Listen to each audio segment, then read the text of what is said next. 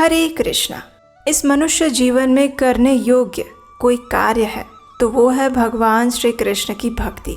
और सभी व्रत तथा पर्वों में पालन करने योग्य कोई व्रत है तो वो है एकादशी।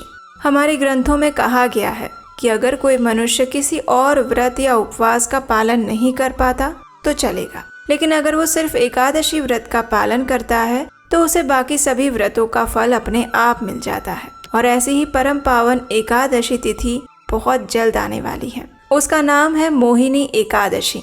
तो चलिए आज के इस वीडियो में देखते हैं कि इस बार मोहिनी एकादशी कौन से दिन आ रही है, उसका महात्म्य क्या है और इस दिन के विशेष शुभ पूजा के मुहूर्त कौन कौन से हैं। आइए आज का वीडियो आरंभ करते हैं। मोहिनी एकादशी का नाम सुनते ही भगवान श्री हरि का वो दिव्य रूप स्मरण हो आता है जब उन्होंने देवताओं की रक्षा के लिए मोहिनी स्वरूप धारण किया था। और इसी कारण से इस एकादशी को माया और मोह को हर लेने वाली एकादशी यानी मोहिनी एकादशी के नाम से जाना जाता है। ये एकादशी वैशाख मास के शुक्ल पक्ष में आती है और इस बार ये एकादशी आ रही है 8 मई 2025 गुरुवार के दिन।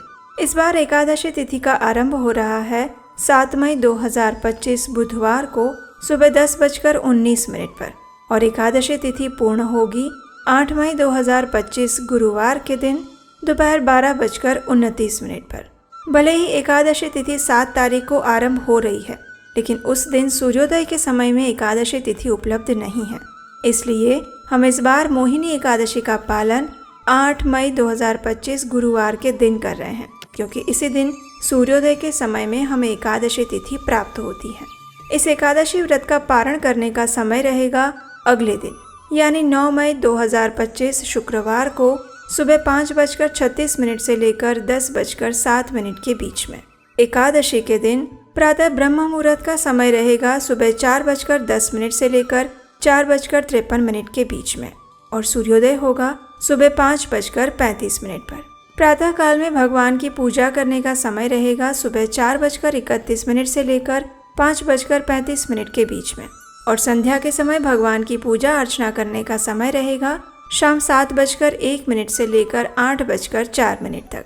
इस दिन विशेष अभिजीत मुहूर्त रहेगा दोपहर 11:51 से लेकर 12:45 तक और विजय मुहूर्त है दोपहर 2:32 से लेकर 3:26 तक।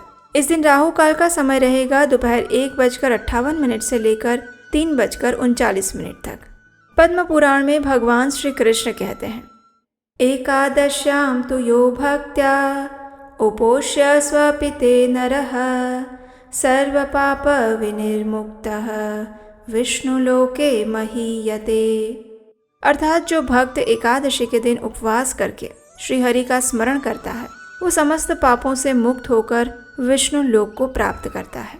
स्कंद पुराण में भी कहा गया है कि जो श्रद्धा से एकादशी का व्रत करते हैं वे अंत में भगवान विष्णु के धाम को प्राप्त करते हैं और इसमें कोई संदेह नहीं है। मोहिनी एकादशी का विशेष फल ये है कि ये व्रत हमारे चित्त से हर प्रकार के भ्रम, मोह और विकारों को दूर कर देता है।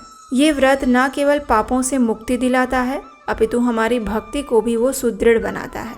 ऐसा कहा जाता है कि जो भी मनुष्य मोहिनी एकादशी के दिन हरे कृष्ण महामंत्र का जप करता है, भगवत गीता, श्रीमद् भागवतम का पठन करता है या फिर हरि कथा का श्रवण करता है और उसके साथ साथ उपवास के माध्यम से भगवान की सेवा करता है, उनका स्मरण करता है, तो उसकी जीवन धारा बदल जाती है।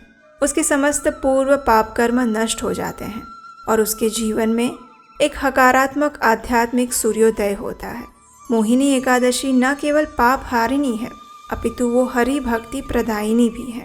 ये एकादशी वैशाख मास के विशेष समय में आती है जब गर्मी का समय होता है और इसलिए इस एकादशी पर भगवान श्री कृष्ण को या उनके किसी भी स्वरूप विग्रह को चंदन अर्पित करने का विशेष महात्म्य होता है, क्योंकि इसी समय के दौरान चंदन यात्रा भी चल रही होती है।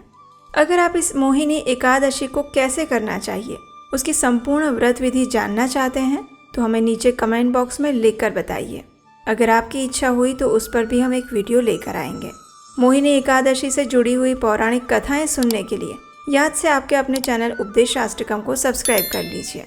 और अगर आज की जानकारी उपयोगी लगी है तो उसे अधिक से अधिक लोगों को शेयर कर दीजिए। आप हमारे व्हाट्सएप कम्युनिटी ग्रुप के साथ भी जुड़ सकते हैं, उसका लिंक नीचे डिस्क्रिप्शन बॉक्स में मिल जाएगा।